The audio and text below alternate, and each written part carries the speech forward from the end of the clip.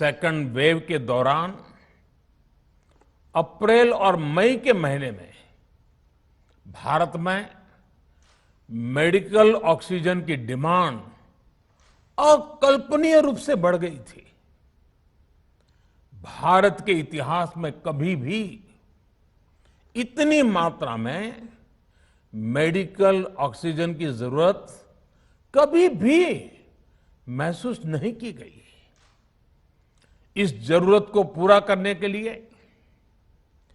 युद्ध स्तर पर काम किया गया। सरकार के सभी तंत्र लगे। ऑक्सीजन रेल चलाई गई, एयरफोर्स के विमानों को लगाया गया, नौसेना को लगाया गया। बहुत ही कम समय में लिक्विड मेडिकल ऑक्सीजन के प्रोडक्शन में 10 गुना से ज्यादा बढ़ाया गया।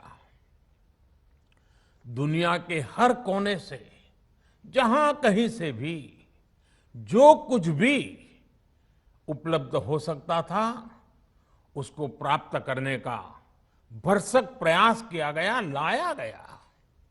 इसी तरह जरूरी दवाओं के प्रोडक्शन को कई गुना बढ़ाया गया।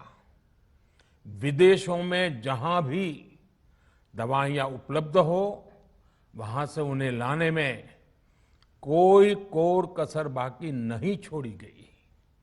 साथियों, कोरोना जैसे अदृश्य और रूप बदलने वाले दुश्मन के खिलाफ लड़ाई में सबसे प्रभावी हथियार कोविड प्रोटोकॉल है। मास्क, 2 गज की दूरी और बाकी सारी सावधानियां उसका पालन ही है। इस लड़ाई में वैक्सीन हमारे लिए सुरक्षा कवच की तरह है। आज पूरे विश्व में वैक्सीन के लिए जो मांग है, उसकी तुलना में उत्पादन करने वाले देश और वैक्सीन बनाने वाली कंपनियां बहुत कम है, इन्हीं गिनी हैं।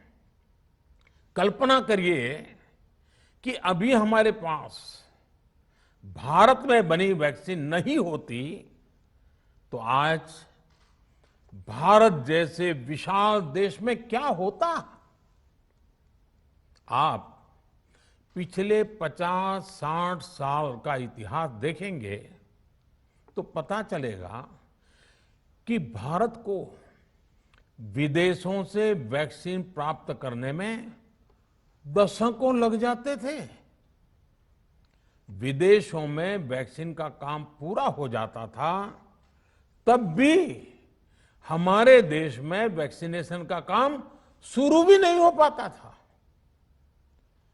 पोलियो की वैक्सीन हो, स्मॉल पॉक्स, जहां गांव में हम इसको चेचक कहते हैं, चेचक की वैक्सीन हो, हेपेटाइटिस बी की वैक्सीन हो, इनके लिए देशवासियों ने दशकों तक इंतजार किया था।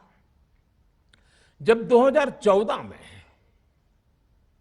देशवासियों ने हमें सेवा का अवसर दिया, तो भारत में वैक्सीनेशन का कवरेज 2014 में भारत में वैक्सीनेशन का कवरेज सिर्फ 60% के आसपास था, 60% के आसपास था। और हमारी दृष्टि में ये बहुत चिंता की बात थी। जिस रफ्तार से भारत का टीकाकरण कार्यक्रम चल रहा था, उस रफ्तार से देश को 100% टीकाकरण कवरेज का लक्ष्य हासिल करने में करीब करीब 40 साल लग जाते हैं। हमने इस समस्या के समाधान के लिए मिशन इंद्रधनुष को लॉन्च किया। हमने तय किया कि मिशन इंद्रधनुष के माध्यम से युद्ध स्तर पर वैक्सीनेशन किया जाएगा और देश में जिसको भी वैक्सीनेशन की जरूरत है उसे वैक्सीन देने का प्रयास होगा। हमने मिशन मोड में काम किया और सिर्फ 5-6 साल में ही वैक्सीनेशन कवरेज 60% से बढ़कर 90% से भी ज्यादा हो गई। 60 से 90, यानी हमने वैक्सीनेशन की स्पीड भी बढ़ाई और दायरा भी बढ़ाया। हमने बच्चों को कई जानलेवा बीमारियों से बचाने के लिए भारत के टीकाकरण अभियान का हिस्सा बना दिया। हमने इसलिए किया क्योंकि हमें हमारे देश के बच्चों की चिंता थी, गरीब की चिंता थी, गरीब के उन बच्चों की चिंता थी जिन्हें कभी टीका लग ही नहीं पाता था।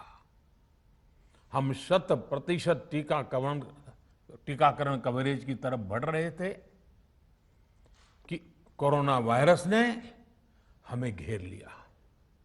देश ही नहीं, दुनिया के सामने फिर पुरानी आशंकाएं घिरने लगी कि अब भारत कैसे इतनी बड़ी आबादी को बचा पाएगा। लेकिन साथियों, जब नीयत साफ होती है, नीति स्पष्ट होती है, निरंतर परिश्रम होता है, तो नतीजे भी मिलते हैं। हर आशंका को दरकिनार करके भारत ने 1 साल के भीतर ही एक नहीं बल्कि 2 made in India vaccine launch कर दी।